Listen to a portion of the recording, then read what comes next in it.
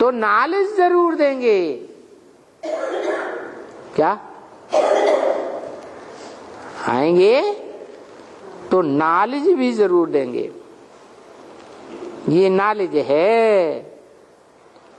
देखो हमको ये नॉलेज मिला हुआ है क्या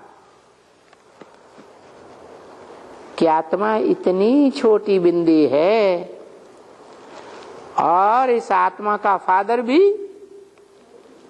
इतना ही सूक्ष्म ज्योति बिंदु है। ये फादर ने बताया कि मैं भी इतना ही हूं। मुझे नॉलेज देनी होती तो मैं जरूर कोई शरीर में प्रवेश करूंगा।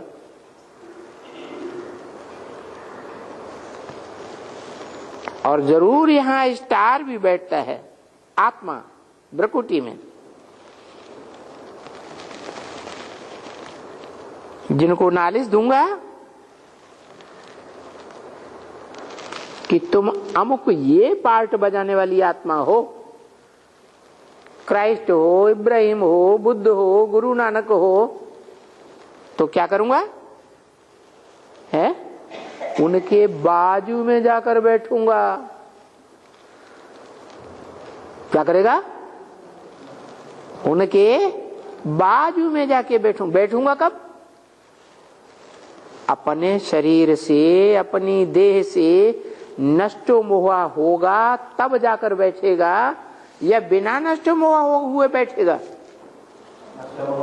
है अपनी देह से भी नष्ट मोहा होगा तो जाकर बैठेगा।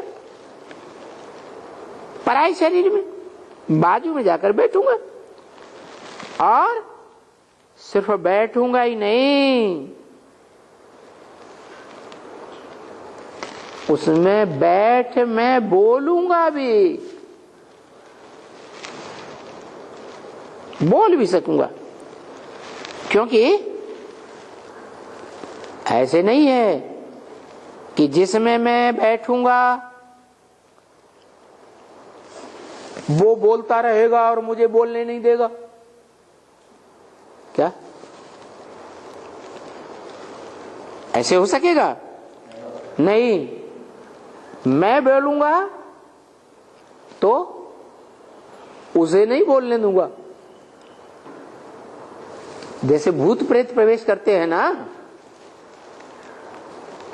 तो वाचा को कैप्चर करते हैं कि नहीं? हाँ। मनसा के संकल्पों को भी कैप्चर करते हैं कि नहीं? हैं? करते हैं। ऐसे ही जब मैं पावरफुल बनूंगा, मेरी मन बुद्धि रूपी आत्मा भ्रकुटी में सदा काल के लिए एकाग्र हो जाएगी, तो मैं जब चाहूं अपना शरीर छोड़ूं, दूसरे के शरीर में प्रवेश करूं। मान लो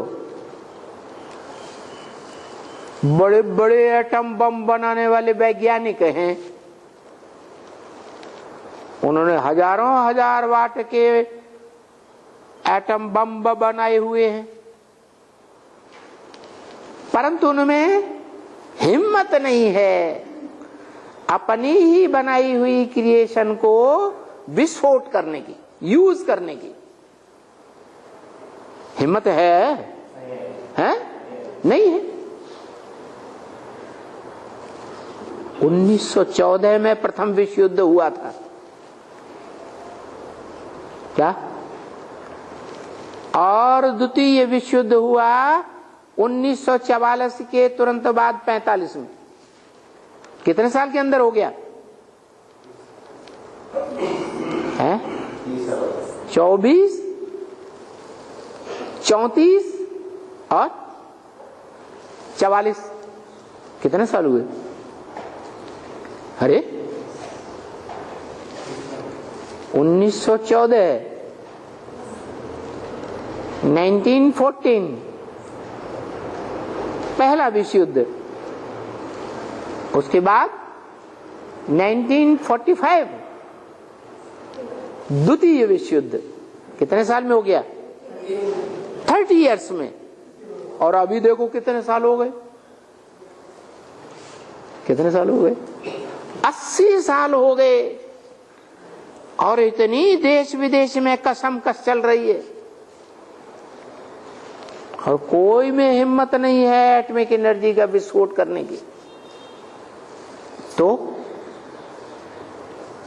जो काम दुनिया में कोई नहीं कर सकता, वो काम मनुष्य सृष्टि का बाप करता है। किस आधार पर? नष्टो मोहा स्मृति लब्धा। किस बात से नष्टो मोहा है? नहीं, मैं आत्मा हूं। मैं आत्मा ज्योति बिंदु शिव बाप सुप्रीम सोल का बच्चा हूं, और सारी दुनिया सुप्रीम सोल बाप का बच्चा है। बाप का बच्चा बाप के डायरेक्शन पर न चले, बाप को न पहचाने, बाप की एक्टिविटी को न जाने, बाप के ऑक्यूपेशन को न जाने, तो बच्चा किस बात का? तो ये जो वैज्ञानिक हैं, बुद्धिवादी, जो सुप्रीम सोल बाप के भी बाप बनकर बैठे हैं, क्या समझते हैं अपन को? है हम सारी मनुष्य सृष्टि के कंट्रोलर हैं। कंट्रोलर हैं, हो ही नहीं सकते।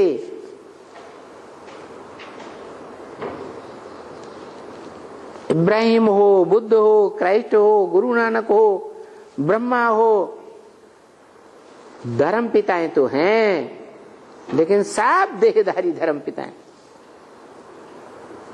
देह के मोह से कभी नष्ट नहीं, नष्टो मोहा होते ही नहीं। और देह से जो जन्म लेने वाले बच्चे हैं, उनके फॉलोअर्स हैं देहधारी, उनसे भी कभी नष्टो मोहा होते नहीं। नष्टो मोहा हो जाए तो बाप को पहचान जाए, और वो बाप सुप्रीम सोल आत्माओं का बाप, जिस मनुष्य सृष्टि के बाप का परिचय देता है, उस परिचय को भी जान जाएं। आत्माओं के बाप को भी पहचान लें, मनुष्य सृष्टि के बाप को भी पहचान लें। जैसे आत्मा अकेला कुछ नहीं कर सकती, शरीर अकेला कुछ नहीं कर सकता, दोनों के मेल से ही काम हो सकता है। निराकार आत्मा और साकार शरीर, ऐसे ही वो आत्माओं का निराकारी बाप और साकारी मनुष्य सृष्टि का बाप, दोनों के मेल से फिर ये सृष्टि की रचना होती है। वो है बापों में बाप सुप्रीमेसी का, और वो देहधारियों का बाप कौन है? मनुष्य सृष्टि का बाप प्रजापिता। देहधारियों का बाप माना देह ज्यादा पावरफुल कि देह को चलाने वाली आत्मा ज्यादा पावरफुल? आत्मा पावरफुल। तो वो देह है, और देह में रहने वाला 84 जन्म के चक्र को पूरा क्रॉस करने वाला, वो 84 के चक्र को क्रॉस नहीं करता। वो क्या कहता है? जो चक्कर में आए सो गिनती में भी आए। मैं न चक्कर में आता हूं और न कोई गिनती में आता हूं। तो वो बताता है कि मैं जब साकार में आता हूं तो साकार मेरी स्मृति से मेरे समान जब बन जाता है, मैं शिव निराकार ज्योति बिंदु कल्याणकारी, ऐसे वो भी निराकार ज्योति बिंदु कल्याणकारी, सदा कल्याणकारी, सदा शिव बन जाए, तब ही सारी सृष्टि का स्थापना, पालना और विनाश का कार्य संपन्न कर सकता है। ये संपन्न स्टेज है, तो कौन हुआ त्रिमूर्ति शिव? शिव की 3 मूर्तियां। कौन सा शिव जिसकी 3 मूर्तियां? उसकी मूर्तियां होती हैं, मूर्ति माने साकार, मूरत, अमूरत, जिसकी मूर्ति न हो उसकी मूर्ति होती है नहीं, वो तो है ही निराकार, उसकी मूर्ति कहां से होगी? वो जिसमें प्रवेश करता है वो है त्रिमूर्ति। उसको कहा जाता है गॉड फादर, सुप्रीम सोल। लेकिन मनुष्य सृष्टि का भी बाप है, गॉड फादर तो है, लेकिन हेवनली गॉड फादर है। क्या हेवनली गॉड फादर माने? हेवन का है रचयिता। हेवनली गॉड फादर माने हेवन का रचयिता, उसको रचयिता कहेंगे। हेवन साकार होता है या निराकार होता है? हेवन साकार होता है, तो रचयिता भी साकार होता है। तो बताया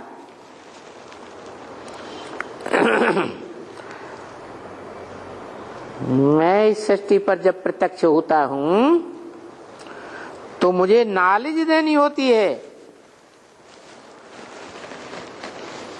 जरूर कोई शरीर में प्रवेश करूंगा और बोलूंगा, क्योंकि मुझे पावर है। क्या क्या पावर है? शरीर छोड़ने और शरीर लेने की। चाहे जब शरीर छोड़ूं, चाहे जब शरीर प्रवेश करके पार्ट बजाऊं, आत्मा में पावर है इन ऑर्गन्स के द्वारा बोलने का। तो मैं जो सुप्रीम हूं, क्या इसके शरीर में दूसरे के शरीर में बैठ करके हम बात नहीं कर सकते हैं? लो, ये किसने बोला? दूसरे के शरीर में बैठकर हम बात नहीं कर सकते। हम माना 1 या 2 या 3 या ज्यादा, कम से कम 2। क्योंकि आर्गन्स हमको मिल गया ना, मुझे आर्गन मिल गया तो मैं धनी हो गया। किसने बोला? उसने बोला। उसको आर्गन नहीं है, वो आर्गन के हिसाब से निर्धन है, और उसको आर्गन मिल गया तो धनी हो गया। आर्गन्स का धनी है ना। कहते हैं ना, तुम्हारा कोई धनी धोरी है? कोई स्त्री है, उससे पूछा जाता है तुम्हारा कोई धनी है? धनी माने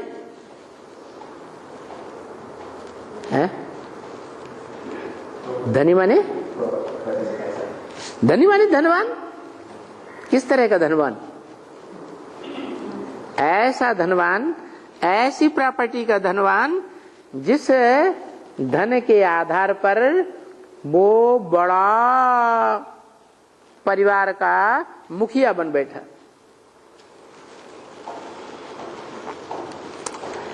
तो मैं आर्गन्स में बैठ करके समझाता हूं। तो ये फादर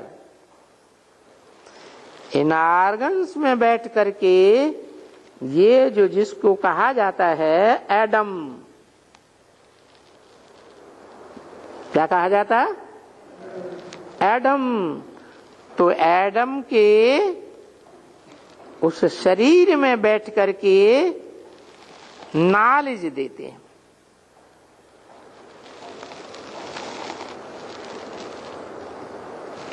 जिस धर्मपिता के शरीर में भी प्रवेश करेंगे उसमें बैठ करके उसको नॉलेज देते हैं।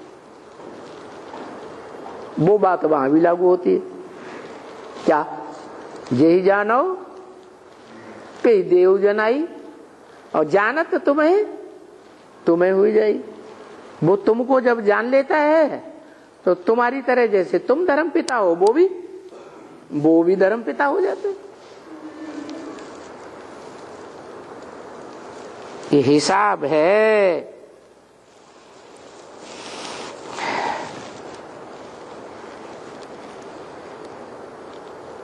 तो एडम कहा जाता है, वो मनुष्य सृष्टि का सजरा एडम से शुरू होता है। तो पहले पहले कहते हो एडम को, अल्लाह अव्वल दीन, अव्वल नंबर का धर्म पिता। तो वहां से मनुष्य सृष्टि का सिजरा शुरू होता है। तो देखो, इस सिजरे से ये माता पिता भी बनते हैं। क्या कहा? ये जो एडम ईव का सिजरा है, इस एडम ईव के सिजरे से ये इब्राहिम, बुद्ध, क्राइस्ट, गुरु नानक आदि भी अपनी अपनी जनरेशन के माता पिता बनते हैं। जो भी धर्म पिता ऊपर से आता है, कोई में प्रवेश करता है, जिसमें प्रवेश करता है वो सतयुग से लेकर जन्म लेने वाली आत्मा आती है, द्वापर के आदि में या कलयुग में, और उसमें प्रवेश होता है तो माता पिता बन जाते हैं। तो इनसे देखो क्रिएशन होती है अपने अपने धर्मों की। किनसे? माता पिता से। तो क्रिश्चियन की भी क्रिएशन होती है, क्राइस्ट की क्रिएशन, नई क्रिएशन होती है। यानी है तो पुरानी देवी देवता सनातन धर्म की, क्या उनको नई बनाते हैं। जैसे सुप्रीम सोल आते हैं ना, तो जिसमें प्रवेश करते हैं उसकी पुरानी क्रिएशन है पहले से कि नहीं है, तो उसको फिर क्या करते हैं? नई क्रिएशन, नई दुनिया की देवताओं की क्रिएशन बनाते हैं। ऐसे ही धर्म पिता होगा। जो भी धर्म पिताओं की पहली पहली क्रिएशन बनती है वो सतो प्रधान होती है, बाद में सतो, फिर रजो, अंत में सभी धर्म तमो प्रधान हो जाते हैं। तो देखो, धर्म पिताएं आते हैं, जिसमें प्रवेश करते हैं उसको एडॉप्ट करते हैं, उस धर्म की माता बनाते हैं। एडॉप्शन होती है। फिर पिता, धर्म पिता और माता दोनों मिलकर के नई क्रिएशन बनाते हैं। देवी देवता सनातन धर्म से कौन सी नई क्रिएशन निकली? इब्राहिम के द्वारा इस्लाम धर्म की क्रिएशन निकली। फिर उस समय तो इस्लाम धर्म था दुनिया में, और क्या था? अरे देवी देवता सनातन धर्म के पुराने थे, जो अपन को हिंदू कहलाने लगे, और दो के अलावा तो कोई था ही नहीं। फिर बाद में बुद्ध आया, भारत में आया ना, उस बुद्ध ने फिर सतयुग के कोई नारायण में प्रवेश किया। किसमें किया होगा? दुनिया का तीसरे नंबर का धर्म पिता, तो तीसरे नारायण में प्रवेश किया। जिसमें प्रवेश किया उसके द्वारा फिर नई सृष्टि, नई जनरेशन बना दी बौद्ध धर्म की। तो पहले अडॉप्ट करते हैं, अडॉप्ट करके अपना बना करके फिर अपना नाम भी रखते हैं। क्या? पुराना नाम नहीं चलेगा देवी देवता सनातन धर्म का।